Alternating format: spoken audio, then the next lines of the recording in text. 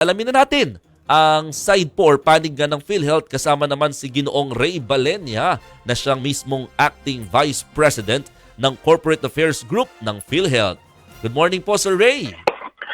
Good morning Sir Mon at syempre sa inyo po mga taga-subaybay. Maraming salamat po sa pagbibigay niyo sa amin ng panahon sa inyo pong programa. Yes sir, ayun, diretsahin ko na po kagad, no? Mabibigyan nga Sige, po ba Sir Mon. natin yung hiling po na 20 to 30% increase sa lahat doon ng benefits ng PhilHealth?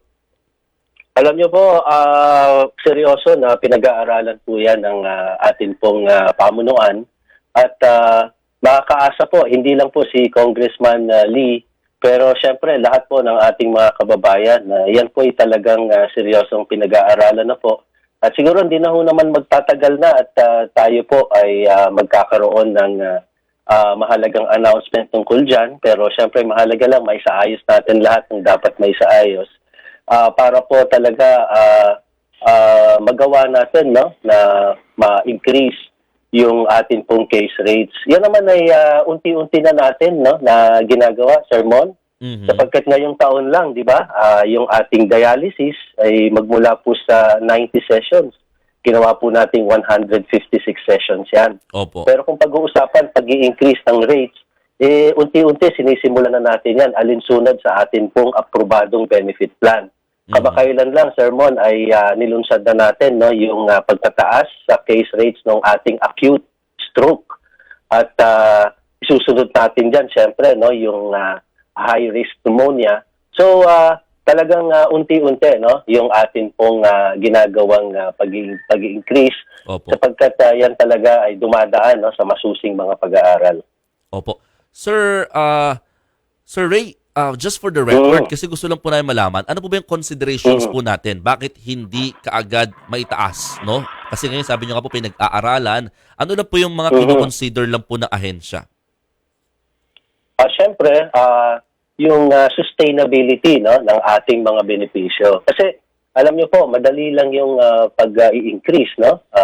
Sabi nga, meron tayong sapat na reserbang pondo na maaaring magamit, no, para po gamitin sa atin pong benefit increases.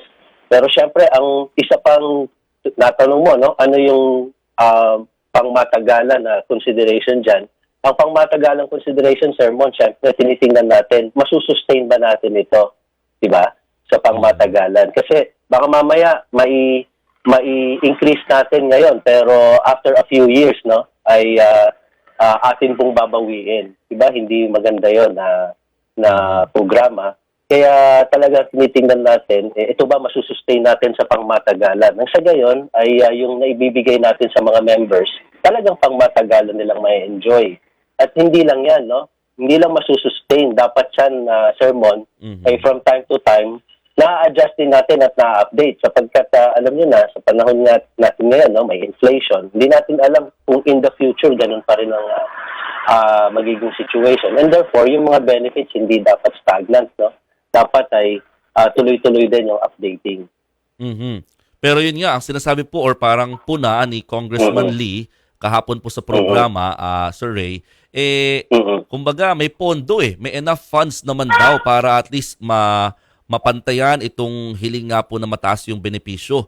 Kumbaga, in terms of sustainability, kakayanin naman daw. Tama yan, Mon, no? Kaya sabi ko nga ay hindi naman na tayo magtatagal, no?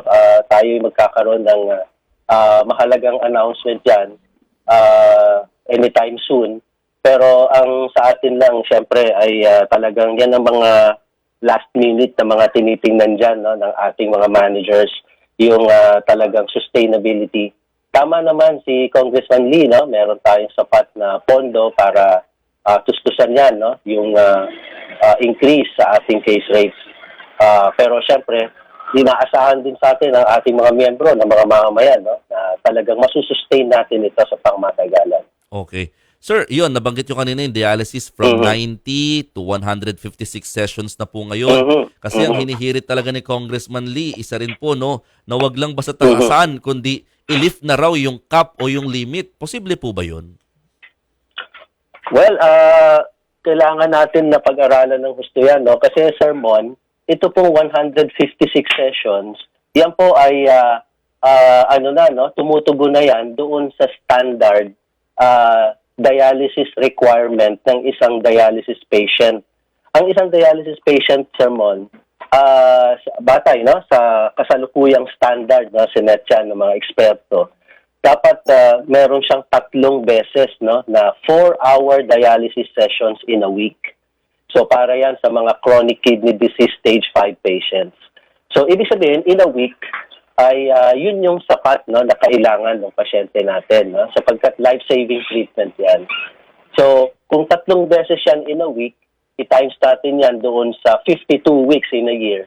That would give us 156. Kaya yan ang naging basis ng PhilHealth sa pagko-cover ng 156. Sapagkat yan ang sinasabi sa ngayon ng standards, at ang sinasabi sa standards ay 3 4-hour sessions in a week ay yan ang kailangan ng mga pasyente. So yan naman ang naging consideration ng PhilHealth kung bakit siya na naging 156. So remember, syempre hindi naman unlimited yung ating resources, kaya sa pagkakataong ito ay good news, sapagkat siya ay binangkrol ng ating PAGCOR and PCSO, meron tayong pondong nagamit para i-introduce yung expansion alinsunod sa prevailing standards. Opo, kasi nga ang dami din talagang mga pasyente mga kapatid, isipin din po natin yan na nangangailangan po ng dialysis session. Sir Mon, ang isang dialysis patient, yan talagang naging clamor, na sana naman yung aming 156 sa buong isang taon na requirement ay i-cover na ng PhilHealth. So kung dati 90 yan, sa nakaraang 2 taon, di ba ginagawa natin siyang 144, parang gano'n yan, So, pero ngayon, sinagad na natin to 156, which is wala na silang problemahin sa lahat, sa buong requirement nila sa loob ng isang taon. At taon-taon na yan, Sir Mon, sapagkat ginawa na natin siyang pangmatagalan. Opo.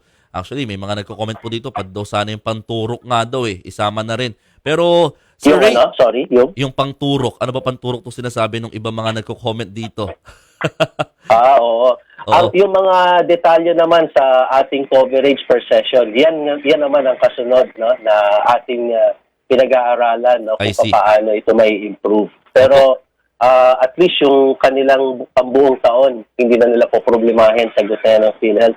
Kasi sa maraming pagkakataon, Sir Mon, yung ating coverage na 2,600, maraming facilities, wala nang binabayaran yung mga patients sapagkat tinatanggap na nila yung PhilHealth payment. Wala na silang out of pocket. Opo. Sir Ray, samantalayin na po namin ng pagkakataon sa ibang balita lang po, restored na raw yung web-based system ninyo matapos po yung Medusa ransomware attack. As in, naalis na po ba lahat ng banta? Kumusta lang po ito?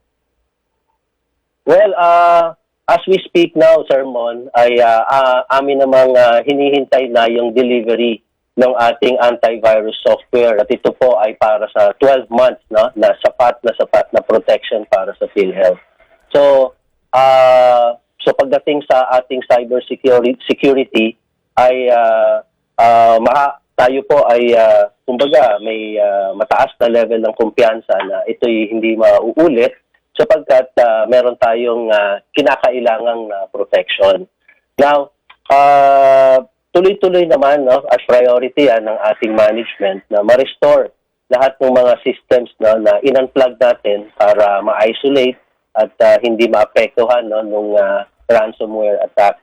Pagdating sa external systems, almost 100% na po na na-restore natin yan. Pangunahin yung ating website, yung ating pong HCI portal, yung ginagamit ng mga employers at iba pa. Yung iba na lamang na mga frontline systems natin at iba pang internal systems ang atin pong nare-restore. Pero last I heard yan ay mga 85% na restored na. So hanggang ngayon ay inaayos po yan, Sir Mon. Opo, panghuli na lamang, Sir Ray, parang meron po yung abiso na yung mga senior at PWD discount dapat ibawas sa mga ospital. May mga hindi po ba nagbabawas? Oo, Sir Mon, nakakalungkot na sabihin sapagkat meron pang COA report yan sa nakaraan na talagang may mga ospital na na-establish na hindi nila binawas yung senior citizens discount ng mga miyembro. alam nyo, Sir Mon, may batas na nagtatakda na dapat ay yung pribilehiyong yan, ibabawas. At dapat po yan, ibabawas bago mabawas yung 12, pagkatapos bawasin yung 12% VAT exemption. So, una, 12% VAT exemption, saka ngayon, ibabawas dun sa difference, no, yung 20% ng senior citizen o PWD. Pagkatapos, yung difference naman nun, doon naman ibabawas yung PhilHealth benefit. Yan dapat ang pagkakasunod-sunod ng bawas na ginagawa sa hospital. Nakakalungkot na may mga nakalimot, no, pagdating sa bagay na yan. Kaya tayo nagpaalala, Sir Mon, mananagot yung mga hospitals kapag napatunayan na nagpabaya sila dyan, maaaring ma-revoke, no, yung kanilang accreditation. Kumbaga nilalampasan na nila, no, yung senior citizens sa mga PWD. O sige, Sir Ray, maraming salamat po sa inyong oras at sana makaulit po kami ulit sa iyo. Ay, opo, Sir Mon, no, anytime, Sir Mon. At Thank you po. panawagan na lang natin sa ating mga miyembro, no, na igiit po natin itong karapatan na itinakda ng batas, no. Kung senior citizen, may pribilehiyo yan. Kung PWD, meron yan. At kung nangyari yan, i-report agad sa PhilHealth para aksyonan natin. Alright, maraming salamat. That's Sir Ray Balenya, Acting VP or Vice President for Corporate Affairs ng PhilHealth, mga kapatid.